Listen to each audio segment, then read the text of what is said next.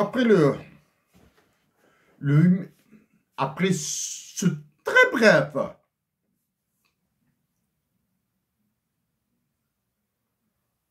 passage sur les événements du 8 mai 45 en Algérie et comment ils sont vécus le 8 mai 2023. Et avant d'aborder la connerie économique dans laquelle l'État algérien excelle, nous passerons d'abord par la majorité de l'Algérie.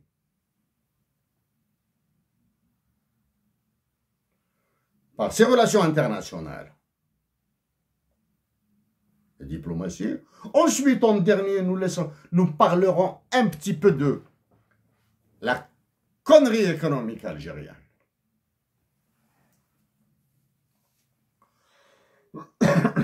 Donc, avant ce 8 mai 2023, il y a le avril 1980. Printemps 1980, pour la majorité de l'Algérie, suivi des événements de mai 1981. Et avant ces deux événements, il y avait un autre, celui de décembre 1975, conduit par Mohamed Haroun.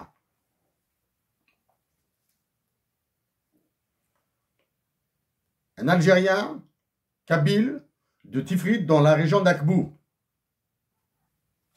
Mohamed Haroun était un surdoué dans les sciences dites dures, mathématiques et physique. Cet événement de décembre 1975 est connu sous le vocable de poseur de bombes. Alger, Oran, Constantine. Depuis 1987 que nous avons rencontré Mohamed Haroun chez lui à Akbou, dans sa maison à Tifrit à Akbou, grâce à son frère Rachid.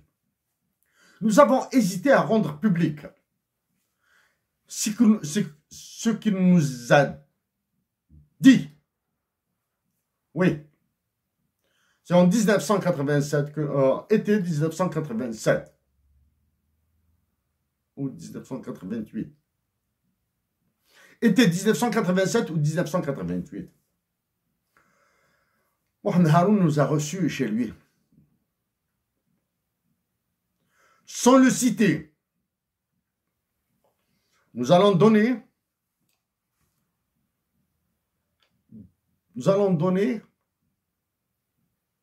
l'esprit, nous allons révéler ce qu'il nous a dit. Mohamed Haroun n'a jamais parlé de bombes. Il nous a parlé de pétards. Oui, destiné à exploser et faire du bruit, mais jamais à tuer. Jamais à tuer. Pourquoi? L'un des éléments qui confirme, c'est le cas de la bombe de Moudjahid, qui a pété en début de soirée, sans faire de dégâts énormes.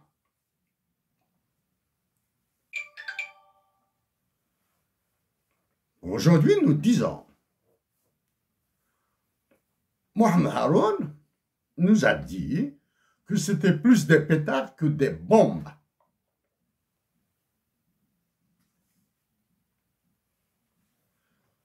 Au préalable, maintenant, nous avons fait des efforts pour contacter ses compagnons, ses amis, encore vivants bien sûr, pour leur poser les militants de la majorité.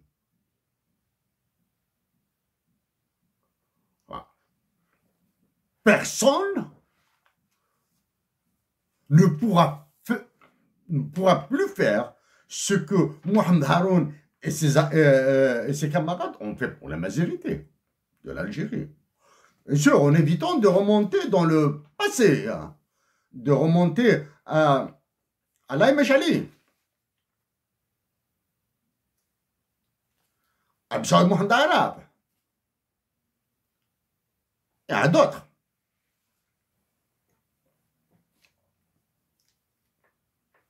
Nous avons tenté de les contacter, mais malheureusement, c'est l'échec.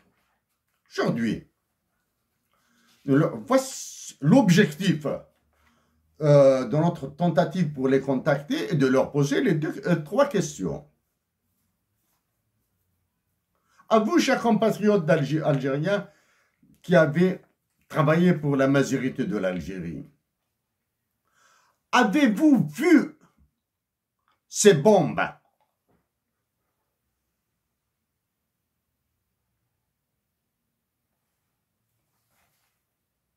Bon, pas le carton, pas l'emballage, pas l'objet là. Les bombes elles-mêmes. Avez-vous vu ces bombes de vos propres yeux? Avez-vous participé dans la confection de ces bombes? Quelles étaient leurs puissances respectives? Les différentes bombes là. Celle d'El Moudjahid, celle d'Oran et celle de Constantine, Mansoura. Ce que vous pourriez nous dire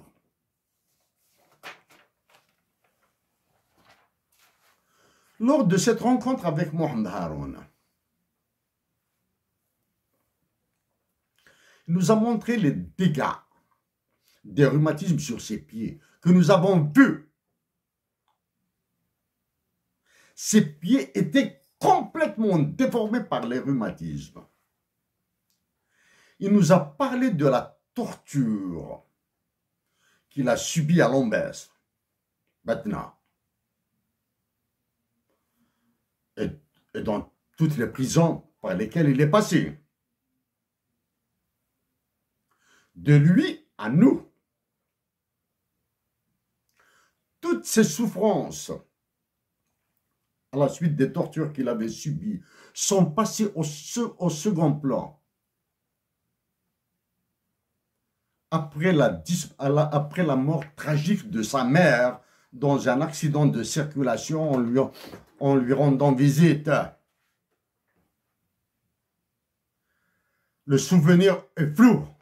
Est-ce que sa mère est décédée dans un accident de circulation en allant lui rendre visite ou en revenant de sa visite? Le moment a été très cruel pour lui poser des questions de détail.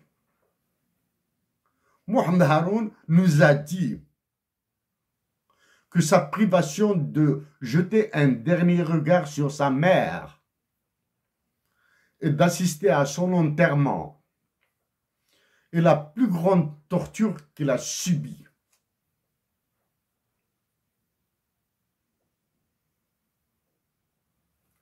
Tenant,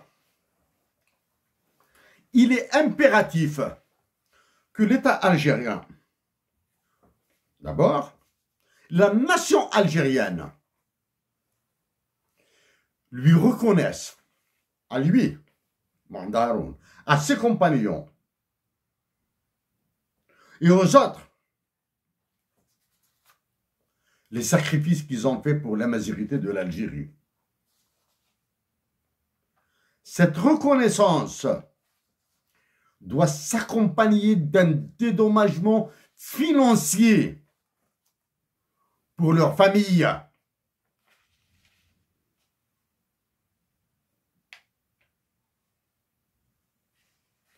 La dignité, l'honneur,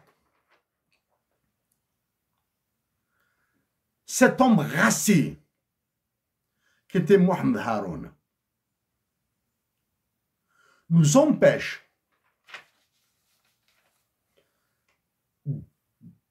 d'aller dans des aspects précis.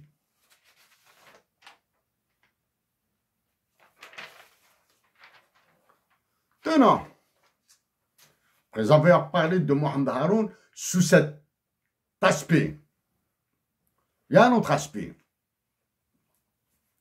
dont nous tenons à parler.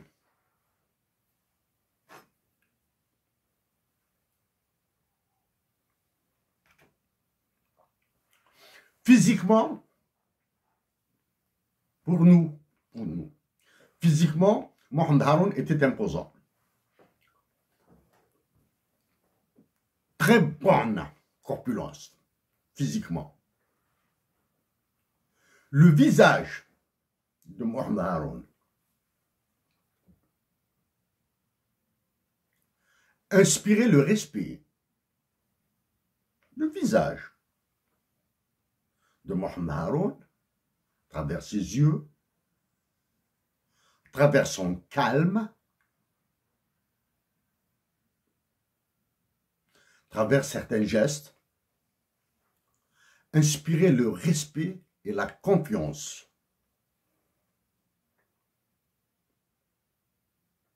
Ces mots, non,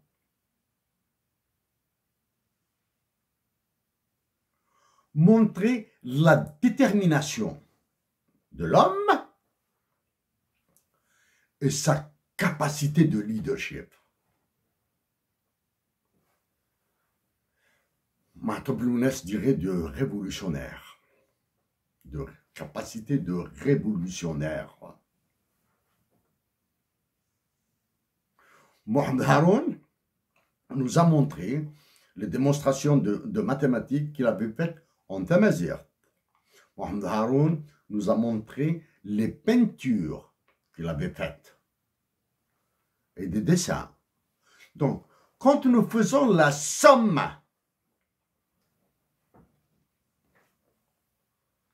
du révolutionnaire, de la douance en mathématiques et physique de Mohamed Haroun, de sa détermination,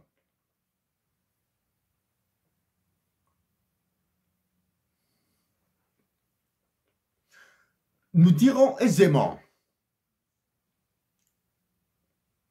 qu'il est comparable à Bertrand de Russell, un autre génie en mathématiques, philosophe, qui a été aussi envoyé en prison par les militaires anglais, par l'état-major de l'armée anglaise à son époque. À la différence que Bertrand de Russell, même s'il a créé avec Jean-Paul Sartre le tribunal des peuples à Londres, n'avait pas cette capacité de conduite révolutionnaire. C'est la différence avec Mohamed Haroun.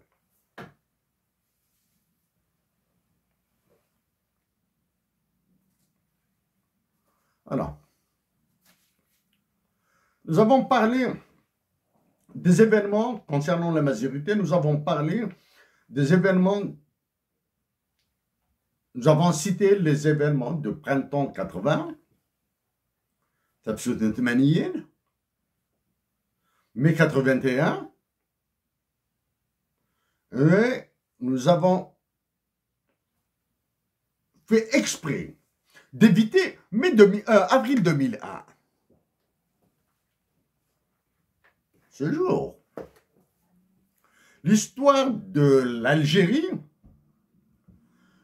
doit être corrigée de toutes ses fioritures. Elle doit être corrigée de tous ses mensonges.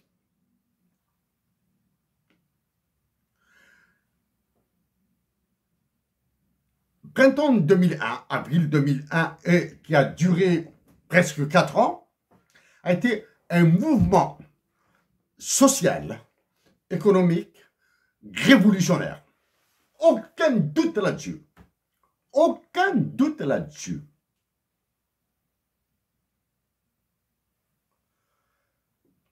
Les violences qui sont déclenchées à partir d'avril 2001, à la suite de l'assassinat de Garmah Massinissa, les manifestations, la violence a commencé à Ouadamezor, à Béjaïa. C'est à Ouadamezor. que la violence a commencé.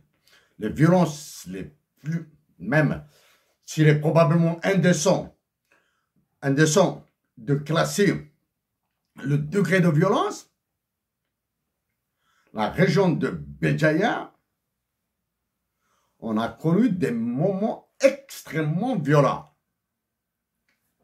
d'une violence noire. Okay? Ce mouvement social et économique révolutionnaire d'avril 2001 a été explosé lors de l'ajout de la revendication identitaire dans les revendications dites de la plateforme d'Elxeur. Des figures connues, très connues même, sont encore vivantes, peuvent confirmer ou infirmer ce que nous venons de dire sur l'ajout de la revendication identitaire 2 à 3 semaines après la plateforme originelle dite plateforme d'Elxeur. Pour cela, plusieurs personnes doivent s'exprimer. Plusieurs personnes qui ont participé à la rédaction de la première plateforme d'Elxeur et à la deuxième plateforme d'Elxeur doivent s'exprimer pour comparer les positions.